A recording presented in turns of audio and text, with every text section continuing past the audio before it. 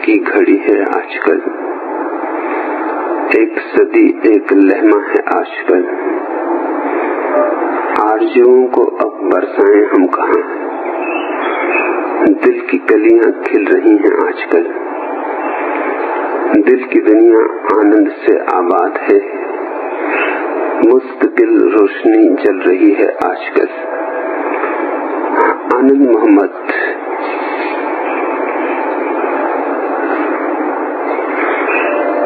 रोशनी तो सदा से जल रही थी, रोशनी से ही तुम बने हो, वही तुम्हारा स्वभाव है। हाँ, बोध अभी अभी आया, स्मृति अभी अभी जगी, भूली बिसरी याद पुनः याद आने लगी है। लेकिन जब पहली बार प्रकाश का अवतरण होता है तो ऐसा ही लगता है जैसे बाहर से आ रहा है, कहीं दूर से आ रहा है। आता है तुम्हारे ही भीतर से, तुम्हारे ही अंतस्थल से।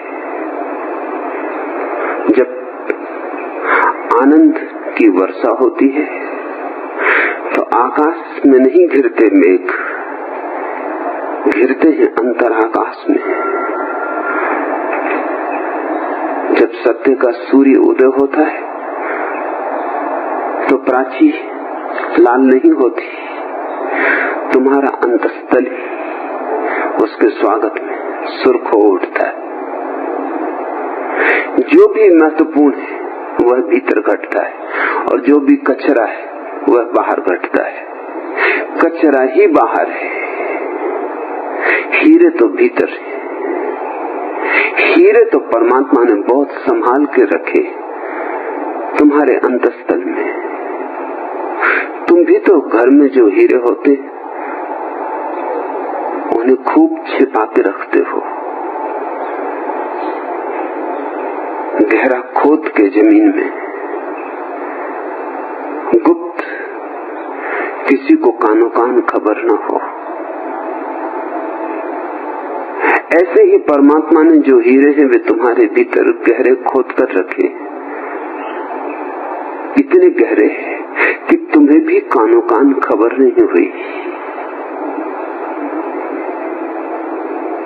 सत्य कोई उपलब्धि नहीं है, सिर्फ सुरती है, जैसा कबीर कहते है सदा से, पर हम भीतर मुड़ते नहीं। जहां नहीं है वहां खोजते और जहां है वहां पीठ किए रहते। इसलिए एक क्षण में क्रांति घट सकती है। अगर प्रश्न परमात्मा को पाने का होता तो यात्रा बहुत लंबी थी, अनंत थी, शायद ही कोई पूरी कर पाता, शायद ही कभी कोई परमात्मा को उपलब्ध हो पाता है। वह अपवाद होता। लेकिन परमात्मा कोई उपलब्धि नहीं है। परमात्मा तो वही है जो सदा से उपलब्ध है, जिससे तुमने कभी खोया नहीं, जिससे तुम खोना चाहो तो खो सकते नहीं। खोने के लाख उपाय करो तो भी हारोगे, असफल होगे। हाँ, एक काम कर सकते हो, भुला सकते हो, गमा नहीं सकते, भुला सकते हो। लेकिन जब हम भुला देते तो करीब करीब गमाने जैसा हो जाता है। सद्गुरु तुम्हें परमात्मा से नहीं मिला था, तुम कभी छूटे ही नहीं, इसलिए परमात्मा से मिलाने की बात ही व्यर्थ है। ये तो थोथे गुरु, झूठे गुरु परमात्मा से मिलाने की बातें करते हैं। सद्गुरु तो तुम्हें केवल स्मृति दिलाता है, झकझोर देता है, जैसे कोई नींद न पड़ा हो और कोई आंखों पर ठंडे पानी के छींटे मार दे, बस इतना। ठंडे पानी के छींटे और आंखें खुल गई और तुम जाग गए। जागरण ठंडे पानी के छींटों से नहीं आया, जागरण तो तुम्हारी क्षमता थी। ठंडे पानी के छींटों ने सिर्फ जो क्षमता सोई सोई थी, खोई खोई थी, भूली भूली थी, उसके प्रति तुम्हें सजग कर दिया। सद्गुरु परमात्मा से नहीं मिलाता, याद दिला देता है कि तुम परमात्मा हो, तत्वमसि, तुम वही हो, इंच भर कम नहीं, रत्ती भर भिन्न नहीं। इसलिए आनंद मोहम्मद बहुत प्रेम उमगेगा, इतना कि समा ना सकोगे। देह बहुत छोटी है, भीतर छिपा प्रकाश बहुत बड़ा है। देह तो बूंद जैसी और प्रकाश सागर जैसा है। हाँ, गागर में सागर है, और जब जागोगे तो गागर को तोड़कर बहने लगेगा सागर। देह बहुत पीछे पड़ी रह जाएगी, जैसे बीज की खोल पड़ी रह गई और बीज का छिपा प्राण एक विराट वृक्ष हो गया। बीज को देखकर कोई कल्पना भी नहीं कर सकता था कभी इसके भीतर इतने विराट वृक्ष का आविर्भाव हो सकता है। इतने फूल लगेंगे, इतने रंग बिरंगे, इतने फल, इतने पत्ते, इतनी प्रशाखाएं, ऐसी आकाश में दूर दूर तक फैलेंगी इसकी शाखाएं कि हजारों लोग इसके नीचे विश्राम कर सके, कि इसकी सुगंध उड़ेगी दूर दूर, कि हवाएं इससे सुवासित हो उठेंगी, कि पक्षी नीड़ बनाएंगे, कि पक्षी गीत गाएंगे, कि सूरज की किरणें इसके पत्तों से रास रचाएंगी। कौन सोच सकता था बीज को देखकर? तुम्हें देखकर भी कोई नहीं सोच सकता कि परमात्मा छिपा होगा। तुम अभी बीज हो। जरा हिम्मत की और बीज टूटा, खोल पड़ी रह जाती है पीछे, ऐसी ही देह पड़ी रह जाती है पीछे। तुम देह को पार कर फैलने लगते हो। तुम्हारे भीतर तुमसे बड़ा प्रेम छिपा है, तुम्हारे भीतर तुमसे विराट चैतन्य छिपा है, तुम्हारे भीतर तुमसे अनंत प्रकाश छिपा है, तुम्हारे भीतर इतना बड़ा आकाश है कि जब पहली दफा तुम उसे देखोगे तो भरोसा ना आएगा। सोचोगे कोई भ्रम तो नहीं हो रहा, मैं किसी स्वप्न में तो नहीं खो गया हूं, कोई सम्मोहित दशा तो नहीं, मैं किसी कल्पना के जाल में तो नहीं उलझ गया हूं। इसलिए गुरु की जरूरत है। उस दिन भी गुरु की 2 बार जरूरत पड़ती है जीवन में।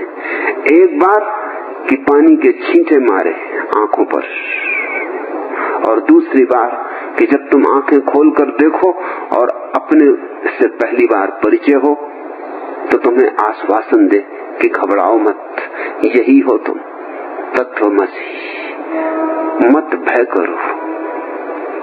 नहीं तो अपनी ही विराटता से भय पैदा होता है, अपनी ही अनंतता से छाती थर्रा जाती है, अपने ही आकाश को देखकर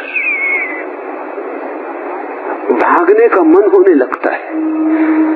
इतना बड़ा शून्य संभालूंगा कहां, इतनी बड़ी संपदा बचाऊंगा कहां। कोड़ी कोड़ी जोड़ने के हम आदि, कोड़ी की भाषा हमें समझ में भी आती, लेकिन जब अनंत वर्षा होती, जब छप्पड़ तोड़कर उसकी वर्षा होती, तब हम किम कर्तव्य विमूढ़ हो जाते हैं। इसलिए तो परमात्मा का पहला संस्पर्श करीब करीब लोगों को उन्मत्त कर जाता है, विक्षिप्त कर जाता है। ऐसी मादकता से भर जाता है कि कहीं रखते हैं पैर और कहीं पड़ते हैं, कहते हैं कुछ, कह जाते हैं कुछ, करते हैं कुछ, हो जाता है कुछ, जैसे अपने बस के बाहर, जैसे अपना कोई नियंत्रण नहीं। ऐसी ही किसी घड़ी में तो कबीर ने कहा, होनी होए सो होए।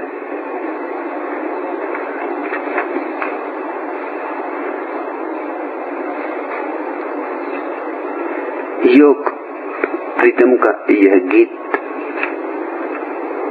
इस पर ध्यान करना।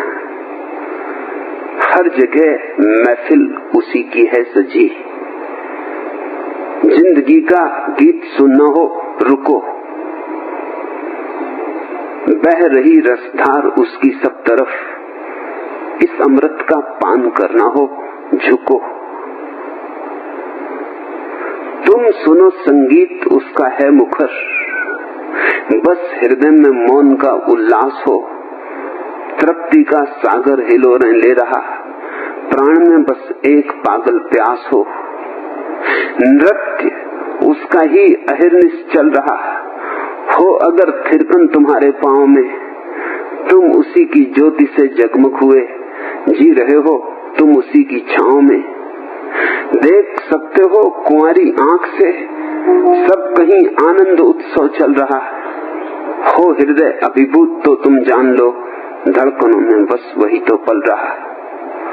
आनंद मोहम्मद, तुमने हिम्मत की, साहस किया है, और जो साहस करता है, हिम्मत करता है, उसका दांव व्यर्थ नहीं जाता। आनंद मोहम्मद मुश्किल में पड़े, मुसलमान होकर मेरे सन्यासी होना मुश्किल की तो बात है ही।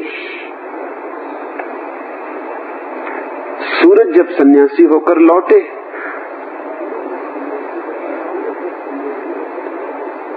तो और मुसलमानों ने 1000 झंझटें खड़ी कर दी। लोग कहने लगे तुम हिंदू हो गए।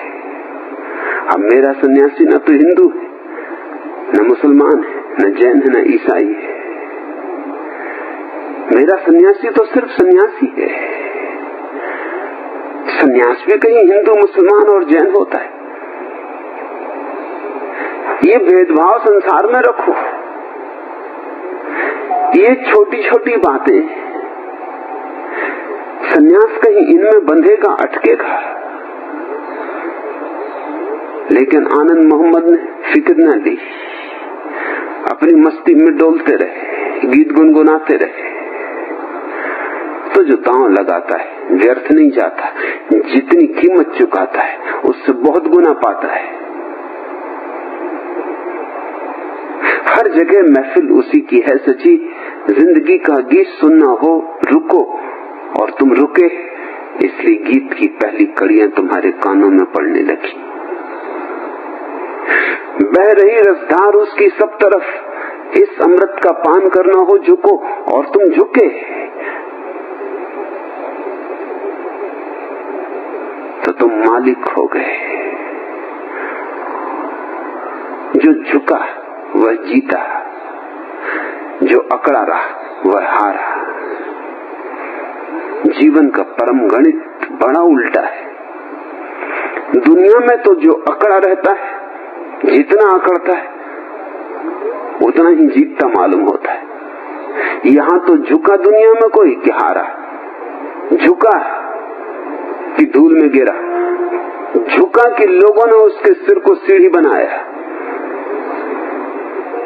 इस दुनिया में तो जो रुका उसने गंवाया।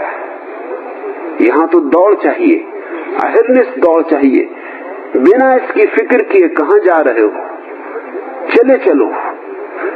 इतना ही ख्याल रहे कि दौड़ धीमी ना हो, औरों से तेज हो।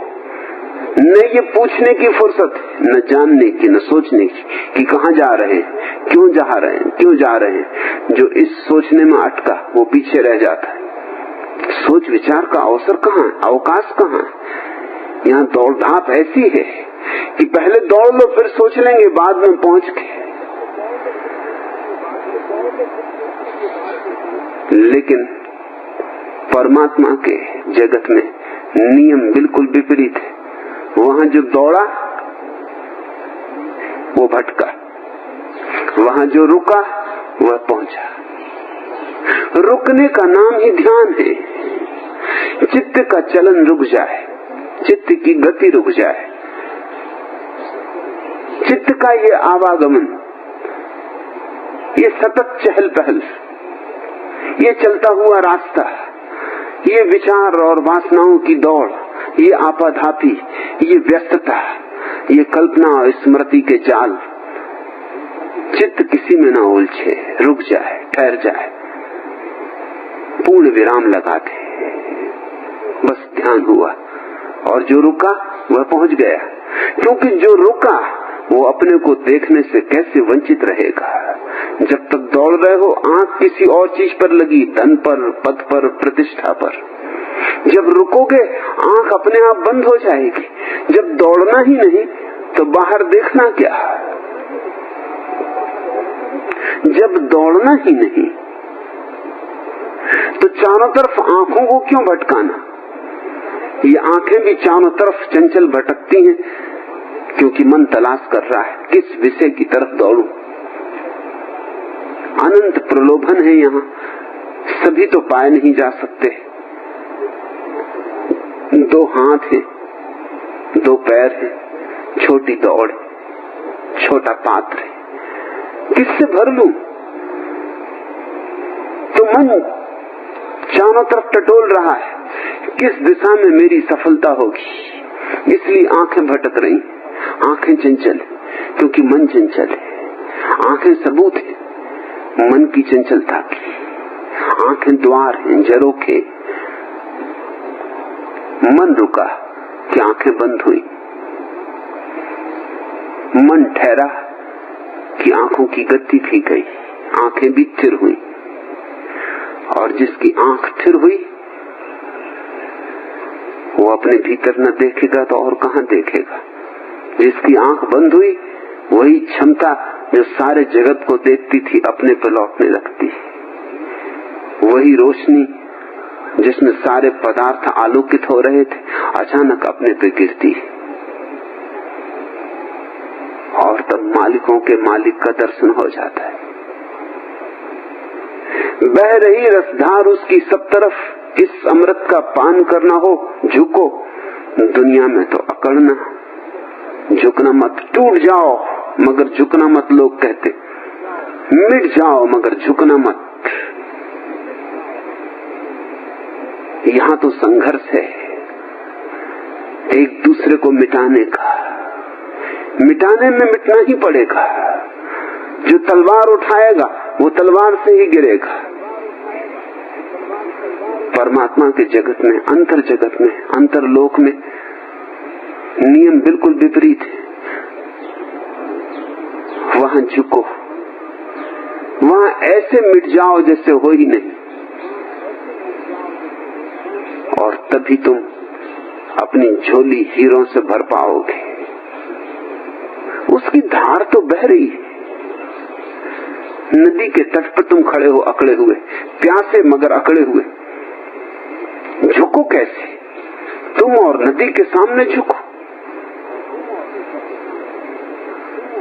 तो खड़े रहो अकड़े। नदी कोई छलांग लगा के तुम्हारी अंजुली में ना आ जाएगी, और नदी छलांग लगा के तुम्हारे कंठ में ना उतर जाएगी। नदी को क्या पड़ी? नदी को क्या लेना देना? जब तुम ही झुकने को राजी नहीं जिसकी प्यास है, तो नदी को भी क्या प्रयोजन? तुमसे नदी जबरदस्ती ना करेगी, नदी हिंसा नहीं करेगी, नदी चुपचाप बहती रहेगी। पीना हो तो झुको, बनाओ अंजलि, झुको, भरो हाथ, फिर जी भर के पियो। बह रही रसधार उसकी सब तरफ, इस अमृत का पान करना हो झुको। आनंद मोहम्मद, तुम रुके भी थोड़े, तुम झुके भी थोड़े, इसलिए ये घड़ी आ गई। इसलिए आज तुम कह सकते हो क्या मोहब्बत की घड़ी है आजकल। एक सदी, एक लहमा है आजकल। आरजुओं को अब बरसाएं हम कहां। दिल की कलियां खिल रही हैं आजकल, दिल की दुनिया आनंद से आबाद है, मुश्किल रोशनी जल रही है आजकल, लेकिन ये अभी शुरुआत है, भूल मत जाना। सिर्फ यात्रा का पहला कदम। यद्यपि पहले कदम पर भी यात्रा इतनी मधुर होती कि लगता है आ गई मंजिल। पहले कदम पर भी आनंद का अनुभव ऐसा गहन होता है, कभी जाना ही नहीं था आनंद। जैसे जन्मों जन्मों के प्यासे को घूंट भर जल मिल जाए तो लगता है सब मिल गया। स्मरण रहे, यह अभी बस शुरुआत है, अभी बहुत कुछ होना है। रुकना मत, अभी और भीतर गति करनी। बुद्ध ने कहा है चले बेटी, चले चलो और गहरे डुबकी मारो। जितनी गहरी डुबकी भीतर होगी उतने ही बड़े हीरे मोती हाथ लगेंगे। लेकिन शुभारंभ हो गया है, रात बीत गई, सूरज उगने के करीब है, प्राची लाली से भर गई, पक्षी गीत गुनगुनाने लगे। धन्यभागी हो, अड़चनें बहुत आएंगी, बहुत लोग दुश्मनी खड़ी करेंगे, उन सबको मित्र जानना, क्योंकि उनकी सब दुश्मनियां, उनके द्वारा खड़ी की गई सब अड़चनें अंततः लाभ पहुंचाती हैं, हानि नहीं। अंततः तुम उन्हें धन्यवाद दोगे, एक दिन तुम उन्हें धन्यवाद दोगे, क्योंकि न करते हुए अड़चनें खड़ी, न देते चुनौती, न तुम्हारे जीवन में ये क्रांति हो पाती। जितनी बड़ी चुनौती मिलेगी उतनी ही बड़ी क्रांति हो जाती। संन्यास चुनौती है और मेरा संन्यास तो और बड़ी चुनौती है। आमतौर से लोग सोचते हैं मैंने संन्यास को सरल कर दिया, उनकी धारणा बिल्कुल गलत है। आम लोग सोचते हैं कि मैंने तो संन्यास को बिल्कुल संसारी बना दिया, उनकी धारणा बिल्कुल गलत है। पुराना संन्यास सस्ता है, भाग गए, इससे सस्ता और क्या होगा। भगोड़ेपन से सस्ती और क्या बात होती। भगोड़ापन कायरता का ही दूसरा नाम है। जिसको तुम त्याग कहते रहे हो अब तक, वो पलायन था, पीठ दिखा दी। और पीठ दिखाने वालों को तुम महात्मा कहते रहे। पीठ दिखाने में कोई बहुत बड़ी कला चाहिए, भाग जाने के लिए कोई बहुत बड़ी बुद्धिमत्ता चाहिए। इसलिए ये कोई आश्चर्यजनक नहीं है कि तुम्हारे तथाकथित महात्माओं के जीवन में कोई बुद्धि का, प्रतिभा का, मेधा का लक्षण नहीं दिखाई पड़ता। कोई चमक नहीं, कोई दमक नहीं, कोई गोंद नहीं, कोई धार नहीं, बोथले बोथले जंग खाई हुई तलवारें कि साग सब्जी भी काटो तो ना कटे।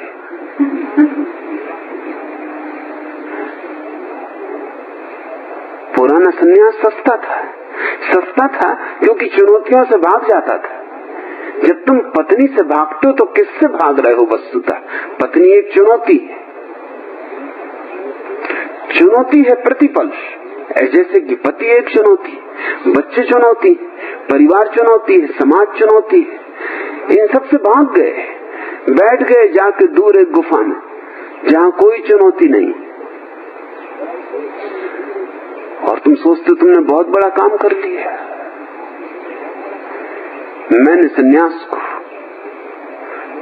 बीच बाजार में खड़ा कर दिया जहां सब तरह की चुनौतियां, जहां सब तरफ से पत्थर पड़ेंगे, जहाँ सब तरफ से अड़चने आएंगी, और वहां भी तुम्हें धैर्य रखना है, शांति रखनी है, आनंद रखना है, अहोभाव रखना है। जब पत्थर तुम्हारे ऊपर पड़े तब भी तुम्हारे प्राणों से धन्यवाद उठता रहे, फिर तुम्हें कोई रोक ना पाएगा। आनंद मोहम्मद ने दूसरा प्रश्न भी पूछा है कि मैं क्या करूं, और मुसलमान है, वो कहते मैं भ्रष्ट हो गया, हिंदू हो गया,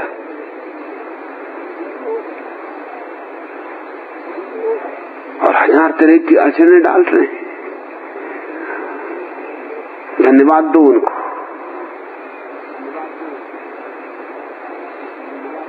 वो भी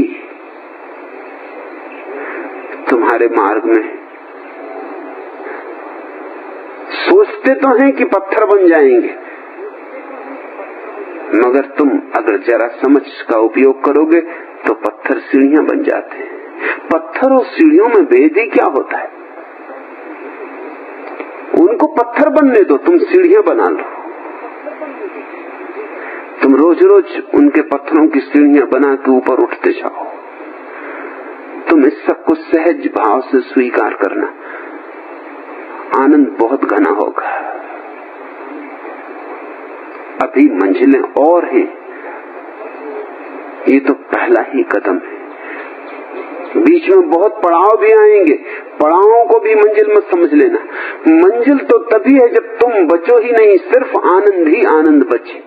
आनंद को अनुभव करने वाला भी ना बचे, तभी समझना कि मंजिल है।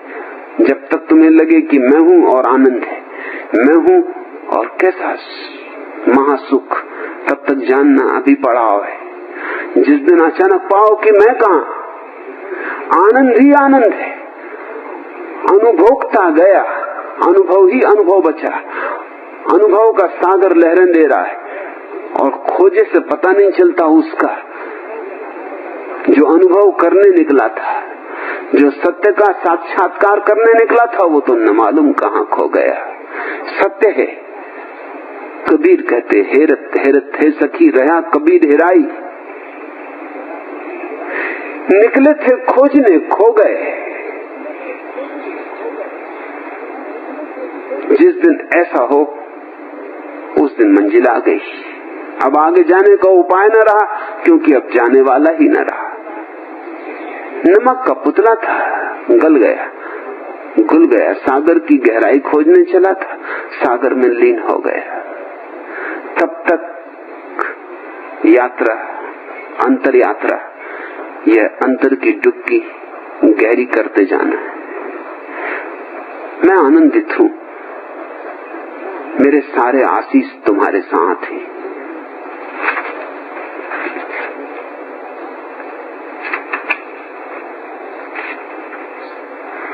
दूसरा प्रश्न,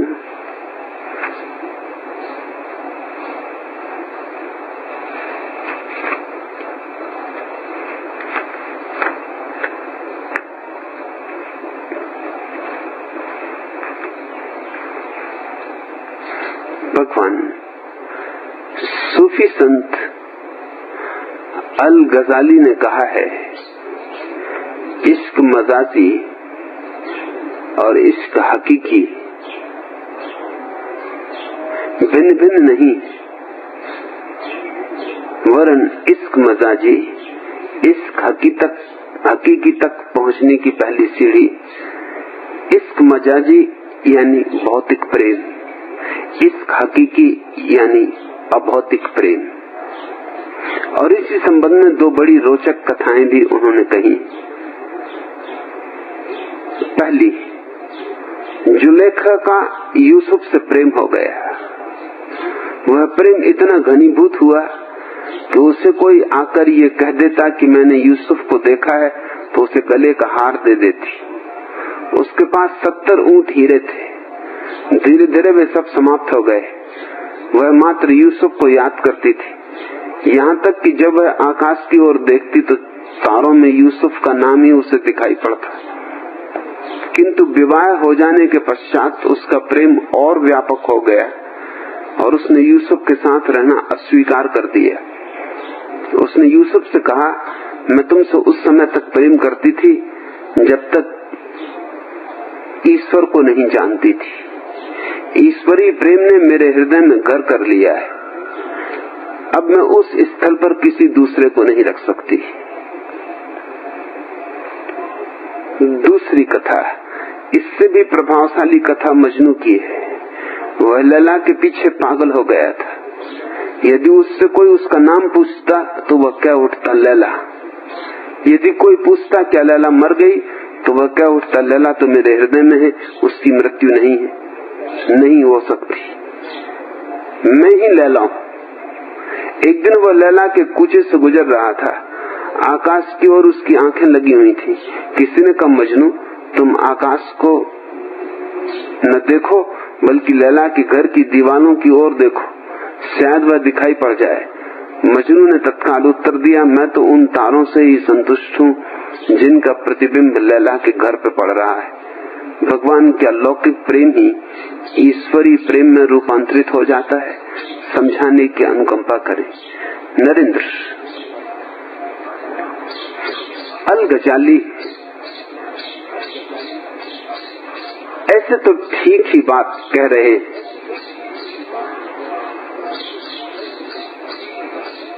मगर मैं जो उनसे कह रहा हूं वो थोड़ा एक कदम आगे है। अल गजाली सूफी संत नहीं, सूफी दार्शनिक। अल गजाली दुनिया के बड़े दार्शनिकों में से एक है। अरस्तु, अफलातून, ऐसे बड़े बड़े दार्शनिकों की कोटि में उनका नाम है। लेकिन वे रहस्यवादी संत नहीं। कबीर, फरीद, रूमी, बहाउद्दीन ऐसे संत नहीं। उनकी चर्चा बारीक है और सूक्ष्म, लेकिन बौद्धिक है, अनुभवगत नहीं। और इसलिए मैं उनसे राजी भी और राजी नहीं भी। राजी इसलिए कि इशारा तो अनजाने में उनका ठीक है। जैसे कभी कभी अंधेरे में भी कोई तीर चलाए और लग जाए तो तीर न लगे तो तुक्का। अंधेरे में भी तुम तीर चलाते ही रहो तो कभी न कभी लग सकता है। मगर अंधेरे में चलाए तीर लग भी जाए तो भी तुम तीरंदाज नहीं हो जाते हो, तो भी तुम धनुर्धर नहीं हो जाते हो। और कुछ न कुछ भूल रह जाएगी, और वही भूल रह गई। ये दोनों कथाएं प्रीतिकर, ये दोनों कथाएं सूफियों की। लेकिन अल गजाली के हाथ में इन्होंने सूफियाना रंग खो दिया। तुम थोड़ा चौंकोगे। जैसे पहली कथा में सूफी ऐसा कभी नहीं कह सकते, मैं तो सूफी हूं इसलिए मैं ऐसा नहीं कह सकता। पहली कथा में गजाली कहते हैं कि जब जुलेखा का विवाह हो गया तो उसने यूसुफ के साथ रहने अस्वीकार कर दिया। कहा कि मैं तुमसे उस समय तक प्रेम करती थी जब तक ईश्वर को नहीं जानती थी। क्या ईश्वर के जानने में यूसुफ ईश्वर के बाहर हो गया? क्या ईश्वर के जानने में यह भी नहीं जान लिया गया कि यूसुफ भी ईश्वर है? बस यहीं गजाली चूक गए। यहीं तीर जरा इर्छा तिरछा लगा अंधेरे में चलाया गया था।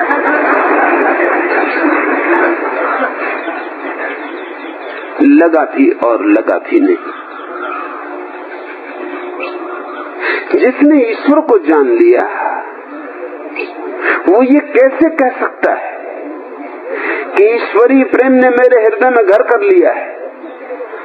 अब कहां मैं और मेरा हृदय।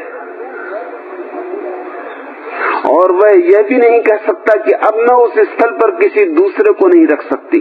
जिसने ईश्वर को जान लिया उसे दूसरा बचता ही कहां है। और अगर दूसरा अभी भी बचा है तो अभी ईश्वर से पहचान नहीं हुई। इसलिए दार्शनिक टटोलते हैं अंधेरे में, और कभी कभी ठीक बात कह जाते हैं, लेकिन फकीर देखते, टटोलते नहीं। उनका अनुभव विचार नहीं, अनुभव है। दार्शनिकों का काम बड़े और तरह का है। मैंने सुना है एक बहुत बड़ा धनुर्धर बादशाह है जिसे बड़ा लगाव था धनुर्विद्या से। अपने स्वर्ण रथ पर सवार एक गांव से गुजरता था। उस गांव में उसने जो देखा तो उसकी आंखें फटी की फटी रह गई। उसे भरोसा न आया। वृक्षों पर, खलिहानों के दरवाजों पर, दीवालों पर तीर चुभे थे। कोई बहुत बड़ा निशानेबाज गांव में रहता है, क्योंकि हर तीर ठीक एक वर्तुलाकार निशान के मध्य में लगा था, बिल्कुल मध्य में।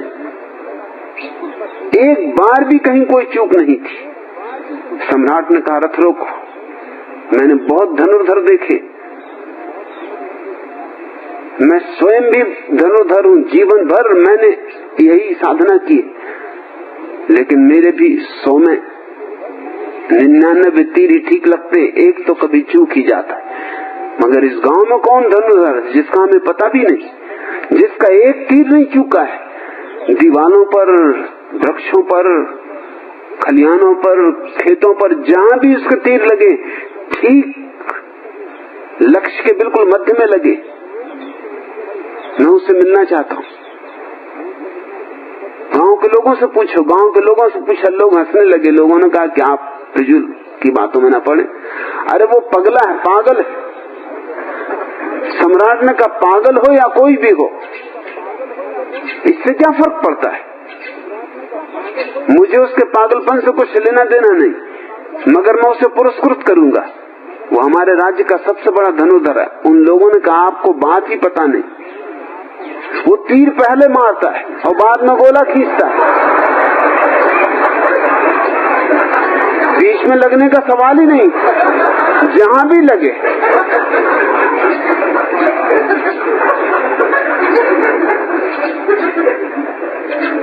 दार्शनिक भी बस यही करते रहते हैं। तीर पहले मार दिया, फिर बड़े विचार, सिद्धांत, उनसे गोला खींचते। वर्तुल भी बन जाता है, तीर बिल्कुल मध्य में मालूम लगता है, और लगता है कि बात बड़ी गहरी गई। अल गजाली दार्शनिक तो बड़े थे, विचारक बड़े थे, लेकिन अनुभवी सूफी नहीं है। मीरा या कबीर या नानक या दादू, ये सब गजाली के मुकाबले दर्शन शास्त्र में तो हार जाएंगे। मगर इनके पास आंखें, और गजाली अंधे। अंधेपन का प्रत्यक्ष सबूत है। कहते हैं जुलेखा ने यूसुफ से कहा कि अब ईश्वर ने मेरे हृदय में घर कर लिया है, जैसे पहले ईश्वर हृदय में नहीं था, अब घर कर लिया है। ईश्वर सदा से वहां है। जानने वाला कभी ये नहीं कहेगा कि अब घर कर लिया है, था ही, अब मुझे होश आया। और जानने वाला ये भी नहीं कहेगा कि मेरा हृदय, इतनी अस्मिता भी कहां शेष रह जाती। उसका ही हृदय है, वही घर किए। मैं कौन हूँ? मैं न कल था न आज हूँ, वह कल भी था और आज भी है। मैं कल भी झूठ था, आज भी झूठ हूँ, वह कल भी सच था, आज भी सच। वह सत्य है, मैं झूठ हूं। सत्य और झूठ का मिलन कैसे हो? जैसे अंधेरे और प्रकाश का मिलन नहीं होता, ऐसे ही सत्य और झूठ का भी मिलन नहीं होता। इसलिए जो मैं भाव से खोजने चला है वो तभी तक परमात्मा को नहीं देख पाता जब तक मैं भाव बना रहता है। जिस दिन मैं भाव गिर जाता है उस दिन चकित हो जाता है। चकित होता है ये जानकर कि मेरे मैं भाव के कारण ही मेरी आंखों पर पर्दा था, नहीं तो परमात्मा तो सदा से मौजूद है। मैं ही अंधा था या मैंने ही आंख बंद कर रखी थी। अहंकार की धूल ने ही मुझे अंधा बना रखा था। अहंकार की धूल ही मेरे दर्पण पे जम गई थी और परमात्मा का प्रतिबिंब नहीं बन रहा था। और फिर जब परमात्मा का अनुभव होगा तो कोई कैसे कह सकता है कि उस स्थल पर मैं किसी दूसरे को नहीं रख सकती? दूसरा बचता है फिर? फकीरों से पूछो, सूफियों से पूछो। राबिया ने अपनी धर्म पुस्तक में से कुछ वचन काट दिए थे। वे वचन जहां ये कहा गया है कि शैतान को घृणा करो, उसने काट दिए।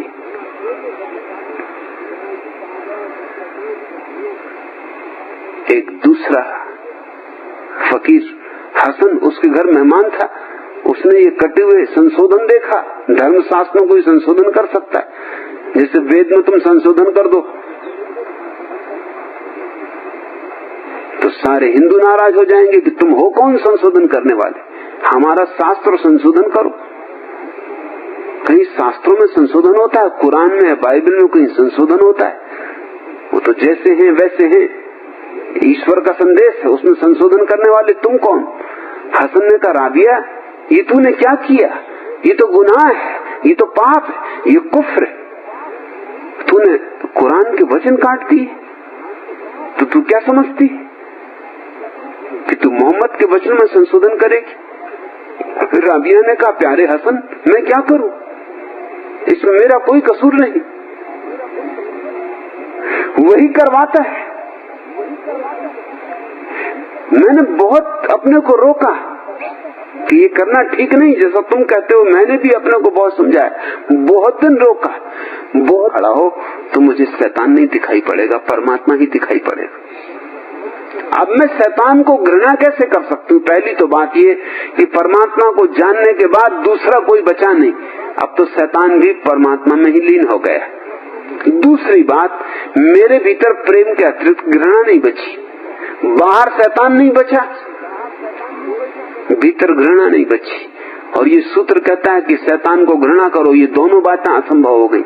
न शैतान दिखाई पड़ता है कहीं और न घृणा शेष रही। अब मैं क्या करूं? अब मैं ये तरतीब न करूं, ये सुधार न करूं, ये तरमीम न करूं तो क्या करूं? मजबूरी है, करनी ही पड़ी है। और गजाली कहता है कि जुलेखा ने कहा, अब मैं उस स्थल पर किसी दूसरे को नहीं रख सकती। नहीं, गजाली को कुछ पता नहीं।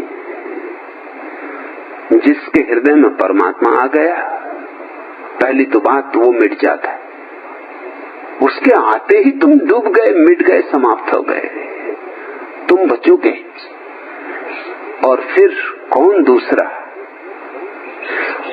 और परमात्मा क्या सबको संभालेगा, सिर्फ गरीब यूसुफ को छोड़ देगा? आखिर यूसुफ का कसूर क्या है? यूसुफ को इतनी विशिष्टता, इतना अपवाद।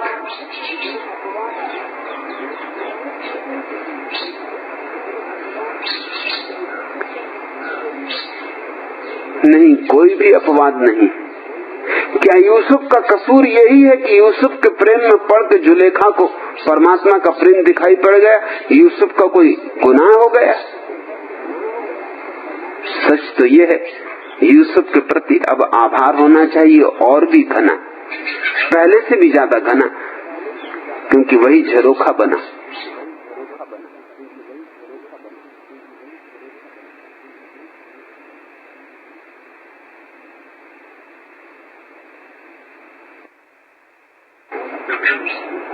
अगर कोई सूफी इस कहानी को कहेगा, अगर मैं इस कहानी को कहूंगा, तो मुझे सुधार करना ही पड़ेगा। ये कहानी का अंत इस तरह नहीं कर सकता हूं।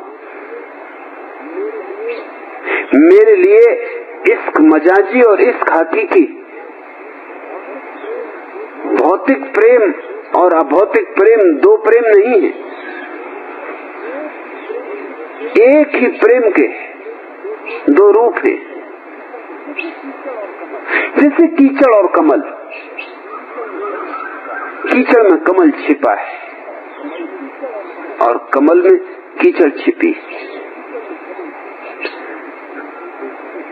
जब कीचड़ थी तो कमल दिखाई नहीं पड़ता था, और अभी कमल है तो तुम्हें याद भी नहीं आती कि गंदी कीचड़ से निकला है, और कल फिर कीचड़ में गिर जाएगा, फिर कीचड़ हो जाएगा। कीचड़ और कमल दो नहीं, रूपांतरण हुआ है, एक ही ऊर्जा है जिसको हम इश्क मजाजी कहते हैं, वह और जिसको कहें इश्क हकीकी, उन दोनों में केवल रूप का भेद है। वही प्रेम है। प्रेम कहीं दो तरह के होते, प्रेम तो एक ही तरह का होता है। प्रेम यानी प्रेम, हाँ विस्तार बड़ा हो जाता है, लेकिन अगर यूसुफ उस विस्तार के बाहर छूट गया तो जिलोखा को अभी परमात्मा का कोई अनुभव नहीं हुआ है। नहीं तो यूसुफ भी परमात्मा हो जाएगा। जब और सब परमात्मा हो गया तो यूसुफ ही परमात्मा न होगा। स्वामी रामतीर्थ अमेरिका से भारत वापस लौटे, उन्होंने बड़ी ख्याति अमेरिका में पाई। आनंद से, अहोभाव से एक एक शब्द को पिया। तो भारत में तो क्या नहीं हो जाएगा, मगर उनकी गलती थी। स्वभावतः उन्होंने चाहा कि भारत की यात्रा काशी से शुरू करें, बस यात्रा वहीं खत्म हो गई।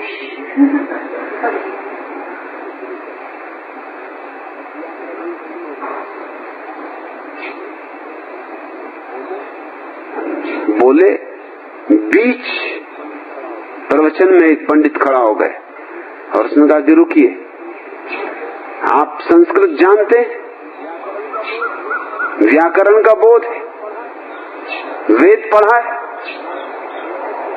रामतीर्थ संस्कृत नहीं जानते थे, पंजाब में पैदा हुए तो फारसी जानते थे, और उपनिषद और वेद भी पढ़े थे तो उनका फारसी अनुवाद पढ़ा था, संस्कृत नहीं पढ़ी थी। रामतीर्थ ने कहा, लेकिन परमात्मा को जानने के लिए क्या संस्कृत जाननी जरूरी? उस पंडित ने कहा, बिना संस्कृत जाने क्या खाक तुम्हारा ब्रह्म ज्ञान? व्याकरण का बोध नहीं है, चले ब्रह्म ज्ञान की बातें करने। और पंडितों ने भी साथ दिया, हु हल्ला हो गया। स्वागत होने की जगह शोरगुल मच गया, उपद्रव मच गया। काशी के पंडे गुंडों से कुछ कम नहीं।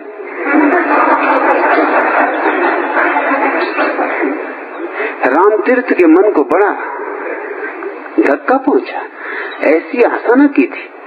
यात्रा छोड़ दी, हिमालय चले गए। एक कुटिया में, टहरी गढ़वाल की पहाड़ियों में एक कुटिया में रहने लगे। उनकी पत्नी को खबर मिली दूर पंजाब में कि पति लौट आए, उनके दर्शन को आई।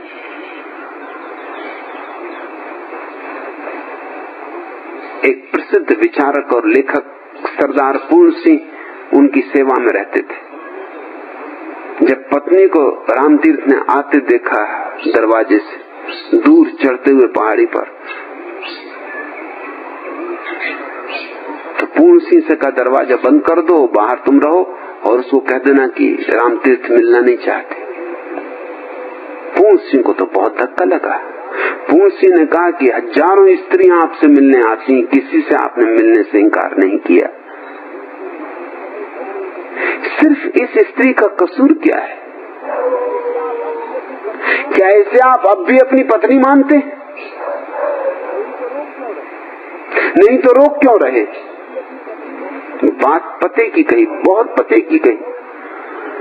जब और किसी स्त्री को कभी नहीं रोकते, तो इसी स्त्री का कसूर क्या? और ये गरीब दूर पंजाब से यात्रा करके दर्शन करने आई है, इसको दर्शन भी नहीं देंगे? पूर्णसी ने कहा तो फिर आप तय कर लें, या तो इस पत्नी को दर्शन दें या मैं भी चला, फिर मैं भी आपके पास रुकने वाला नहीं। रामतीर्थ को बात ख्याल में आई कि बात तो सच, आखिर मैं पत्नी को मिलने से रोक क्यों रहा हूं? जरूर मैं उसे अब भी पत्नी मानता हूं, कहीं अभी भी भय समाया हुआ है। इसकी चोट उन पे इतनी गहरी पड़ी कि उसी दिन उन्होंने गैरिक वस्त्र छोड़ दिए। ये जानकर तुम हैरान हो गए कि रामतीर्थ जब मरे तो गैरिक वस्त्रों में नहीं थे। उन्होंने गैरिक वस्त्र छोड़ दिए कि क्या मेरा सन्यास?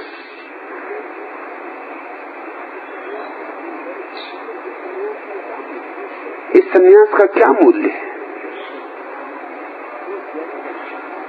चोट गहरी पड़ी, पत्नी से मिले और उससे क्षमा मांगी। हालांकि उसे तो कुछ पता ही नहीं था कि बीच में क्या हुआ। उसने पूछा भी कि क्षमा किस बात की? कहा क्षमा इस बात की कि मैं इंकार कर रहा था, मिलने से बचना चाहता था, उससे सिर्फ मेरा भय प्रकट होता है। अल गजाली का ये कहना कि जुलेखा ने कह दिया यूसुफ को कि अब मैं तुझसे प्रेम नहीं कर सकूंगी क्योंकि अब मेरे हृदय में परमात्मा का वास है, वहां दूसरे की कोई जगह नहीं। इसमें थोड़ा डर है, इसमें थोड़ा भय है। भय है ये कि कहीं यूसुफ रहा भीतर तो परमात्मा को निकाल बाहर न कर दे। हृदय में जगह भी बहुत छोटी मालूम पड़ती। हृदय ना हुआ बम्बई का कोई अपार्टमेंट हुआ,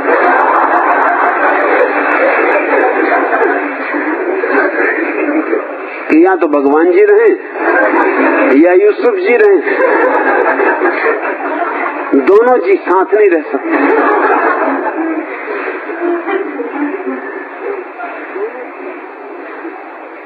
परमात्मा का अनुभव तुम्हें विराटता देता है। उसमें एक यूसुफ क्या लाखों यूसुफ समझ आए। परमात्मा का प्रेम तुम्हें इस योग बनाता है कि सारा अस्तित्व तुम्हें प्रीतम जैसा मालूम होने लगे। आदमी तो आदमी, पशु पक्षी, पौधे, चांद तारे, सब तुम्हारे प्रेम के पात्र हो जाते।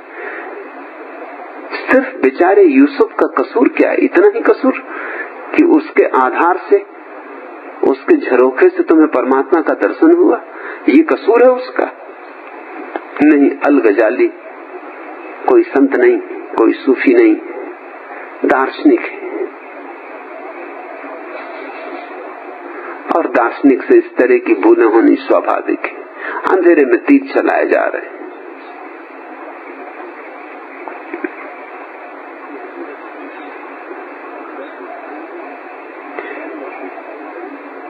तुमने पूछा है नरेंद्र, भगवान क्या लौकिक प्रेम ही ईश्वरीय प्रेम में रूपांतरित हो जाता है?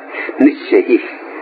लौकिक प्रेम ईश्वरीय प्रेम का बीज है और ईश्वरीय प्रेम लौकिक प्रेम का खिल जाना है, फूल हो जाना है।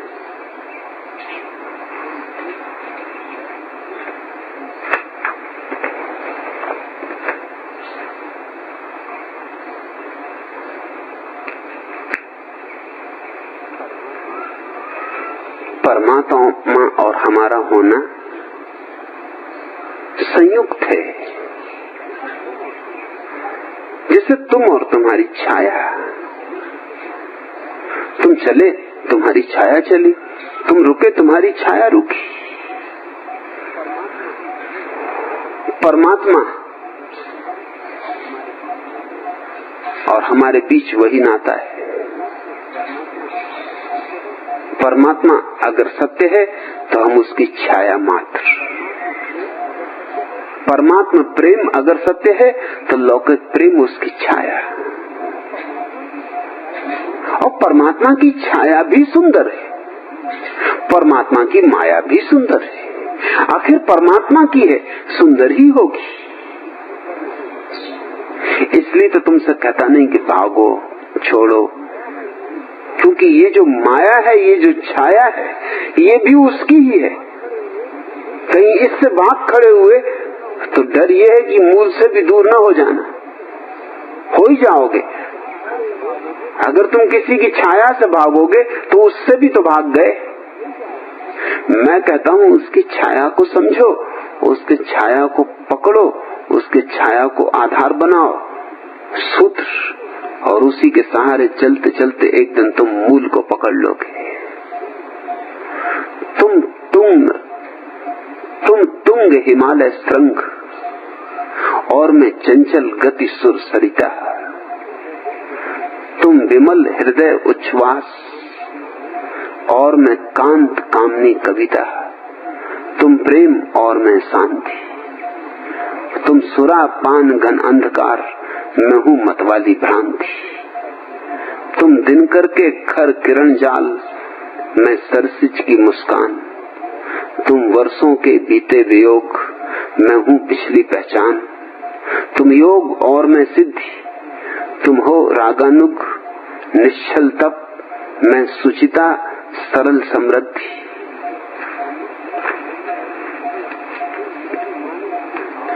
तुम मृदु मानस के भाव, और मैं मनोरंजनी भाषा। तुम नंदन वन घन विटप, और मैं सुख शीतल तरु शाखा। तुम प्राण और मैं काया। तुम शुद्ध सच्चिदानंद ब्रह्म, मैं मनोमोहिनी माया। तुम प्रेम मई के कंठहार, मैं वेणी काल नागनी। तुम कर पल्लव झंकर सितार, मैं व्याकुल विरह रागनी। तुम पथ हो, मैं हूँ रेणु। तुम हो राधा के मनमोहन, मैं उन अधरों की वेणु। तुम पथिक दूर के श्रांत, और मैं बाट जोहती आशा।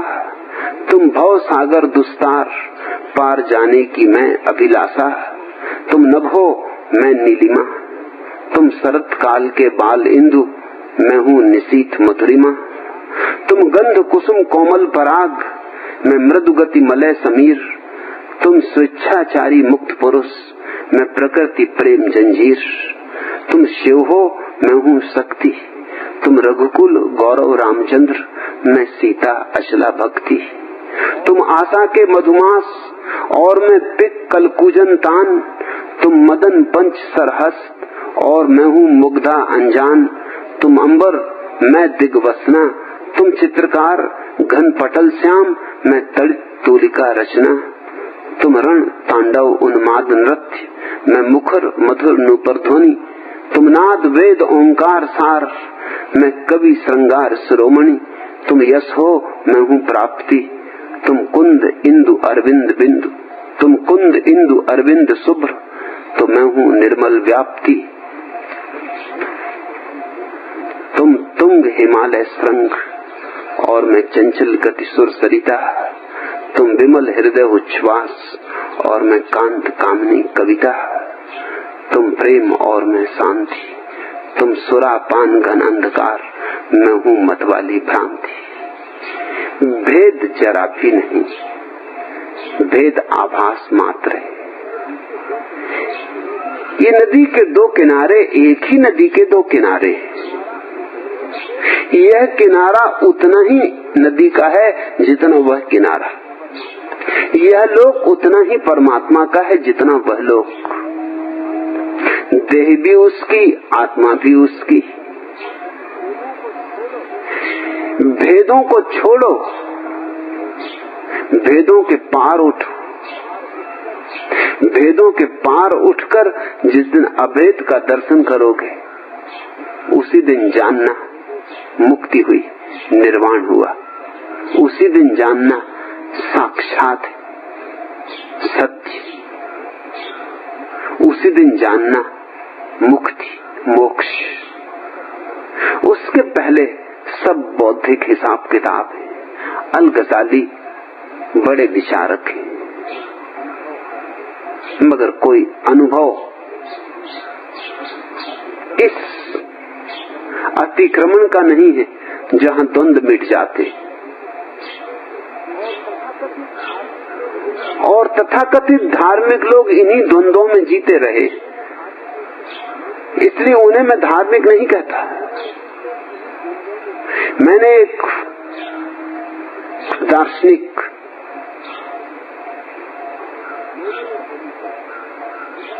की कहानी पढ़ी। वो बड़ा भक्त है परमात्मा का, दिन रात उसी की माला जपता है। उसका पोता, छोटा सा बच्चा, जब वो माला जप रहा उसकी गोद में आ बैठा।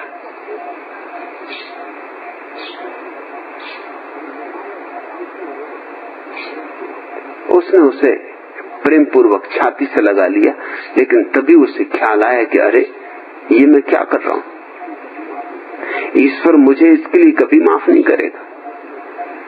उसकी माला जपना छोड़ के और अपने पोते को छाती से लगा रहा हूं। उसने एक धक्का मार के पोते को गोदी से नीचे गिरा दिया और कहा कि दुष्ट शैतान, हट जाए यहां से, मेरी पूजा, मेरी उपासना को भ्रष्ट कर रहा है।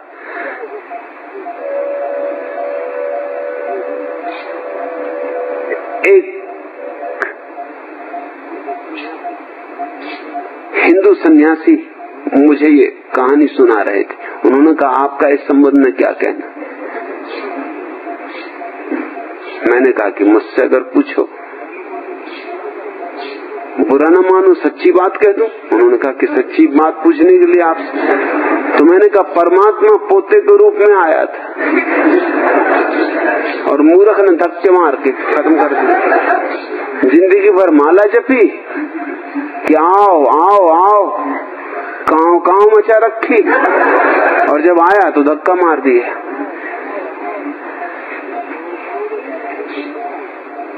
आखिर उस पोते में कौन है? और वो निर्दोष बच्चा जो गोद में आ बैठा है, वो भी तुम्हारी पूजा पाठ को बिगाड़ने आया है। उसे क्या तुम्हारी पूजा पाठ का पता है?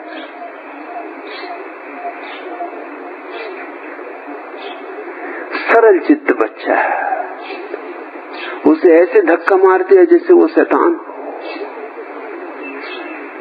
लेकिन ये धारणा रही, जिस सन्यासी ने मुझे ये कहानी सुनाई थी वो भी बहुत चौंका। उसने कहा कि मैं तो ये कहानी अक्सर अपने प्रवचनों में लोगों को कहता हूँ, और कहता हूँ इसको कहते हैं भक्ति। आपने तो सब गड़बड़ कर दिया। यह भक्ति नहीं। अगर यह भक्ति है तो फिर अभक्ति क्या होगी? और इतना कंजूस हृदय, इतना कृपण हृदय, परमात्मा का प्रेम विराटता देगा कि इतना संकीर्ण हो जाएगा, कि इतना भयभीत हो जाएगा, इतना सिकुड़ जाएगा। परमात्मा अगर विस्तार है, विराट विस्तार, तो उसका प्रेम भी तुम्हें विराट विस्तार देगा। उसमें एक यूसुफ क्या हजारों यूसुफ समा सकते। इसलिए तो हमने कंजूसी नहीं की। इस देश में हमने कंजूसी नहीं की। जो समझा तो नहीं कंजूसी की, जिन्होंने नहीं समझा वो कंजूसी कर गए। कृष्ण को हमने कहा कि 16,000 सखियां, इसको कहते हैं अकृपणता। ये भी क्या, पोते को धक्का मार दिया। और उस सन्यासी को मैंने कहा कि तुम तो कृष्ण भक्त हो, हरे कृष्ण हरे राम।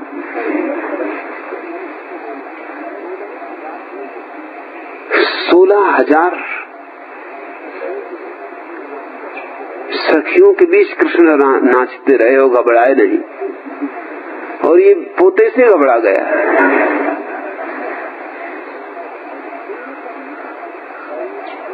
तुम ये कहानी कहते हो। कृष्ण को हमने पूर्ण अवतार कहा है, ऐसे ही नहीं कह दिया। कारण ऐसा विस्तार, इतनी विराटता, प्रेम का ऐसा सागर जो सबको समाहित कर ले, कभी और किसी दूसरे में देखा नहीं गया था। राम उस अर्थों में सीमित मालूम होते, इसलिए उनको हम कहते हैं मर्यादा पुरुषोत्तम। मर्यादा यानी सीमा। कृष्ण है अमर्याद। मर्यादा नदी की होती है, सागर की क्या मर्यादा। तो राम को हमने आंशिक अवतार कहा, बुद्ध को भी हमने आंशिक अवतार कहा, लेकिन कृष्ण को हमने पूर्ण अवतार कहा। पूर्ण अवतार कह के कृष्ण को हमने ये उद्घोषणा की कि अगर परमात्मा का प्रेम सघन होगा तो उसकी कोई सीमा नहीं हो सकती।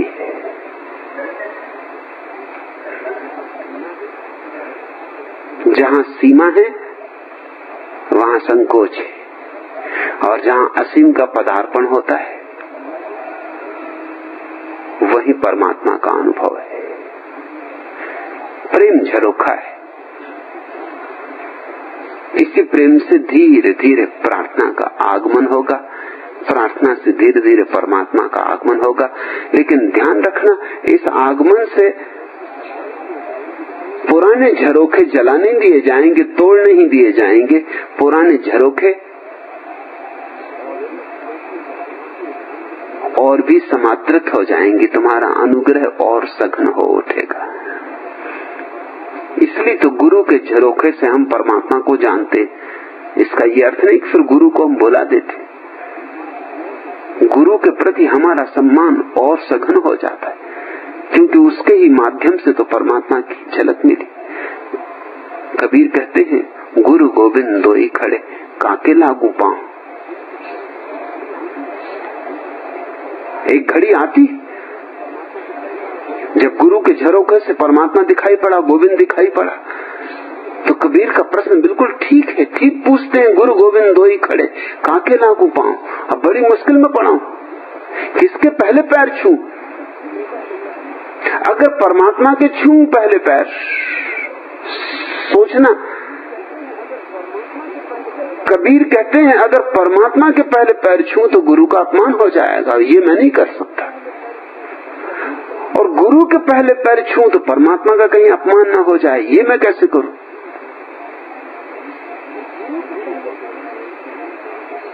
गुरु गोविंद दोई खड़े, काके लागू पांव। बलिहारी गुरु आपकी, गोविंद दियो बताए। लेकिन बलिहारी कही गुरु की कि धन है आप, कि जल्दी से इशारा कर दिया कि संकोच ना कर, परमात्मा के चरण छू ले। मगर ये पद जाहिर नहीं करता कि कबीर ने फिर पैर छुए किसके। आम तौर से इसकी व्याख्या करने वाले लोग कहते हैं कि फिर परमात्मा के छुए, क्योंकि गुरु ने इशारा कर दिया। मैं कहता हूं नहीं, क्योंकि बलिहारी शब्द कुछ और कह रहा है। बलिहारी ये कह रहा है, गुरु ने तो इशारा किया परमात्मा की तरफ, लेकिन अब कैसे परमात्मा के पैर पहले छुए जा सकते हैं। वो बलिहारी शब्द कह रहा है, साफ कर रहा है कि कबीर ने पैर तो गुरु के ही छुए, कहा कि फिर ठीक। अब ऐसे गुरु के पैर न छू तो क्या करो जो इशारा कर रहा है कि परमात्मा के छू, छोड़ मुझे, भूल मुझे। तो मेरे हिसाब में तो कबीर ने पैर छुए गुरु के ही। सीढ़ियां भूल नहीं जानी चाहिए, जो पहुंचा देती उत्तुंग शिखरों पर, उनको नमस्कार नहीं करोगे। नाव जो उस पार लगा देती है जाते समय, उसे धन्यवाद नहीं दोगे। नहीं, अल गजाली को कुछ भी पता नहीं है, बड़ा तत्व दार्शनिक था, लेकिन कोई सूफी नहीं, कोई ज्ञाता नहीं।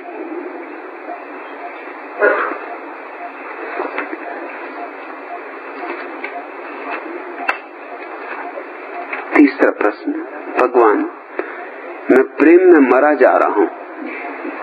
सिद्धार्थ, मरो है जोगी मरो, मरो मरण है मीठा, जिस मरणी मरो जिस मरणी मर गोरख दीठा। इसलिए तो यहाँ आए हो सिद्धार्थ, मरने की कला सीखने। और प्रेम में मरे तो पुनर्जीवन है, प्रेम में मरे तो शाश्वत जीवन है, प्रेम में मरे कि सब पा लिया। प्रेम में मरने से बड़ी और कोई घटना नहीं। सो कंजूसी ना करो। तुम्हारे प्रश्न से ऐसा लग रहा है कि पूछ रहे हो कि बचाओ।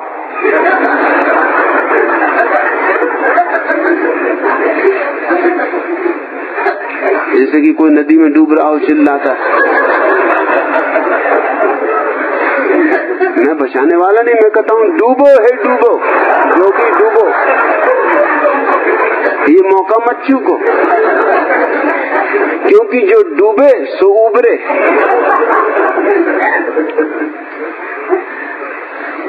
मैं बचाने को आने वाला नहीं, क्योंकि बच के क्या करोगे? बचे तो बहुत जन्मों से हो, बच बच के क्या पाया? अब जरा खोने की कला सीखो, अब जरा दांव पर लगाओ सब। प्रेम में मरना ही होता है। प्रेम मृत्यु है, अहंकार की, अस्मिता की, मैं भाव की। प्रेम मृत्यु से भी बड़ी मृत्यु है, वो महामृत्यु है। इसलिए गोरख ने फर्क किया, तिस मरणी मरो जिस मरणी मर गोरख दीठा। ऐसे तो सभी मरते हैं, मगर इस तरह मरने से कोई दर्शन नहीं होता। तिस मरणी मरो, वह मरणी मरो जिस मरने से गोरख को दिखाई पड़ा। वो कौन सी मरनी? वो प्रेम की मरनी। प्रार्थना में मरो, प्रेम में मरो, परमात्मा के मार्ग पर मरो। धर्म मृत्यु की कला है। तो तुम ये मत पूछो सिद्धार्थ, इस तरह मत पूछो कि भगवान मैं प्रेम में मरा जा रहा हूं, तो कुछ बुरा नहीं हो रहा है। इलाज की चिंता ना करो।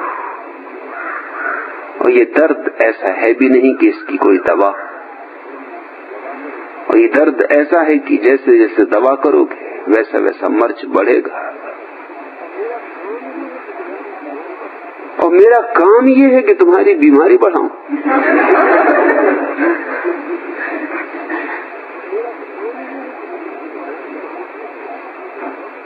तुम दवा भी मांगते हो तो रंग बिरंगा पानी तुम्हें पिला देता हूं, बाकी उसमें कुछ है नहीं, वो सिर्फ सांत्वना है।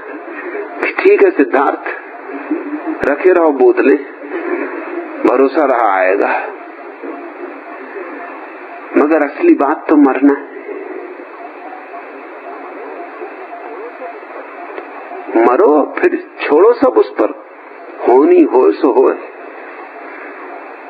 फिर उसकी जो मर्जी, उबारे तो उबार लेगा, डुबाए तो डुबा देगा। अपनी मर्जी को छोड़ देना ही मृत्यु है, असली मृत्यु। मधुर मधुर मेरे दीपक जल, युग युग प्रतिदिन प्रतिक्षण प्रतिपल, प्रीतम का पथ आलोकित कर। सौरभ फैला विपुल धूप बन, मृदुल मोमसा गुलरे मृदुतन। दे प्रकाश का सिंधु अपरिमित, तेरे जीवन का अणु गलगल। पुलक पुलक मेरे दीपक जल, सारे शीतल कोमल नूतन। मांग रहे तुझसे ज्वाला कण, विश्व सलभ सिर धुन कहता मैं, हाय न जल पाया तुझ में मिल, सेहर सेहर मेरे दीपक जल। जलते नभ में देख असंख्यक, स्नेहहीन नित कितने दीपक। जल में सागर का उर जलता, विद्युत ले गिरता है बादल। विहस विहस मेरे दीपक जल। ध्रुम के अंग हरित कोमलतम, ज्वाला को करते हृदयंगम। वसुधा के जड़ अंतर में भी बंदी है तोपों की हलचल। बिखर बिखर मेरे दीपक जल। मेरी निश्वासों से द्रुतर, सुभग न तू बुझने का भय कर। मैं अंचल की ओट किए हूँ, अपनी मृदु पलकों से चंचल। सहज सहज मेरे दीपक जल। सीमा की लघुता का बंधन है अनादि, तू मत घड़ियां गिन। मैं द्रग के अक्षय कोषों से तुझ में भरती हूँ आंसू जल। सजल सजल मेरे दीपक जल। तम असीम तेरा प्रकाश चिर, खेलेंगे नव खेल निरंतर। तम के अणुण में विद्युत्साह, अमिट चित्र अंकित करता चल। सरल सरल मेरे दीपक जल। तू जल जल जितना होता क्षय, वह समीप आता छलना मैं।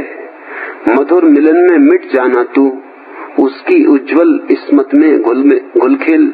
मदिर मदिर मेरे दीपक जल। युग युग प्रतिदिन प्रतिक्षण प्रतिपल, प्रीतम का पथ आलोकित कर।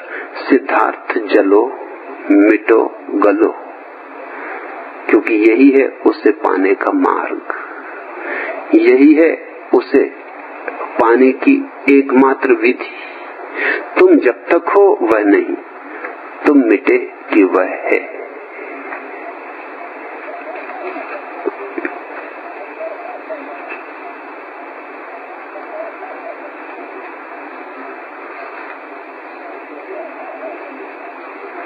पीड़ा तो होती है मिटने में,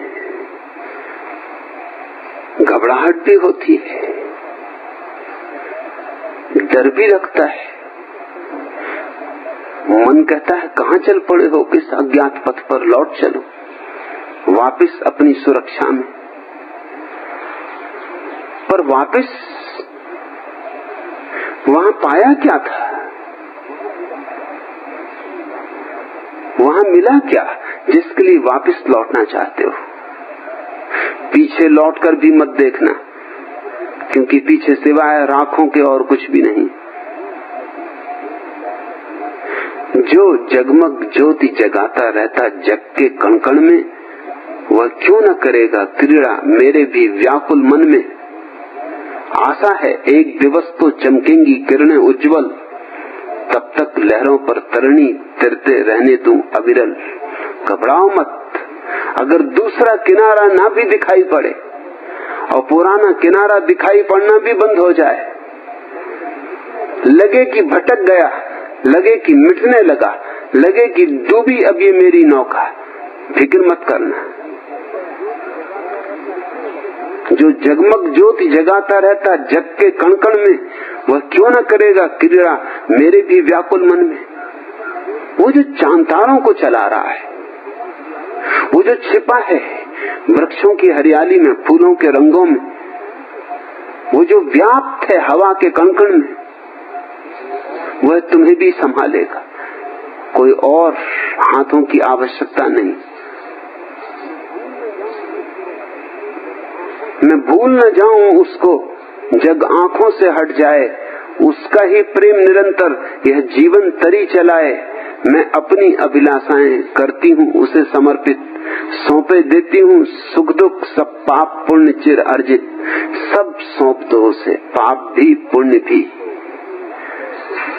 सब सौंप दो उसे, ज्ञान भी अज्ञान भी, सब सौंप दो उसे, जीवन भी मृत्यु भी। और उसी क्षण क्रांति घट जाएगी। जब तक कुछ भी बचाओगे, रत्ती भर भी बचाओगे, तब तक क्रांति नहीं घट सकती। 100% पर ही क्रांति घटित होती।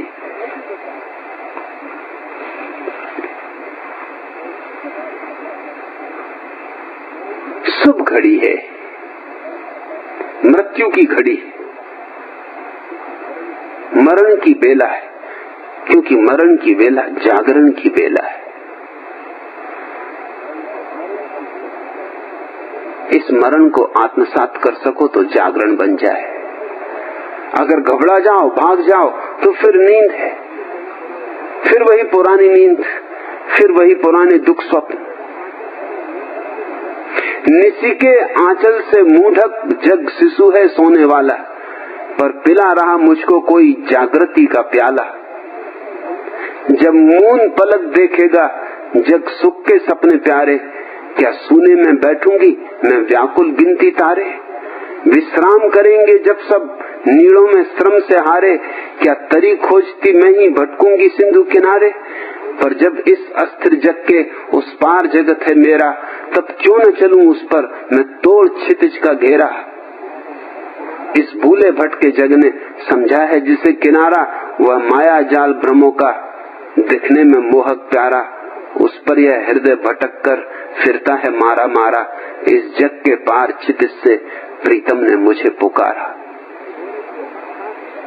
मृत्यु की प्रतीति हो रही है, अर्थात उस प्यारे की पुकार कहीं सुनाई पड़ने लगी है। वो कह रहा है मरो है जोगी मरो, मरो मरण है मीठा। वो पुकार रहा है कि गलो, जगह दो ताकि मैं प्रवेश पा सकूं, स्थान खाली करो ताकि मैं उसे भर सकूं। जब तक अहंकार तुम्हारे सिंहासन पर बैठा है, परमात्मा को बैठने के लिए जगह नहीं। जो प्यास हृदय में जागी क्या रोके रुक सकती है? चातक की तृष्णा जग के झरने से बुझ सकती? छू स्वर्ण रश्मियों ने उर जाने क्या भाव जगाया, जाने किस मलयानिल ने मानस का कमल खिलाया। उन्मत्त हृदय है मत की दी पिला किसी ने प्याली, आवेंगी फिर न कभी ये घड़ियां प्यारी मत वाली। ए हृदय आज बहने दे नौका को झोंके खाती, आने दे यदि आती है आंधी तूफान उठाती। सीमा के बंधन टूटे चेतना लुप्त है मेरी, मैं आंखें मूंदे बढ़ूंगी लहरों पर सागर तेरी। कितनी नौकाएं डूबी बहुकूल नहीं है पाया, फिर भी मैंने इस जर्जर तरणी को आज बहाया। ऐसे तो सभी को मरना है। कितनी नौकाएं डूबी बहुकूल नहीं है पाया, फिर भी मैंने इस जर्जर तरणी को आज बहाया। ऐसे तो सभी मरते, लेकिन धन्यभागी है वह जो बोध पूर्वक मरता है, जो प्रेम में मरता है। देह तो मरेगी, लेकिन जो अहंकार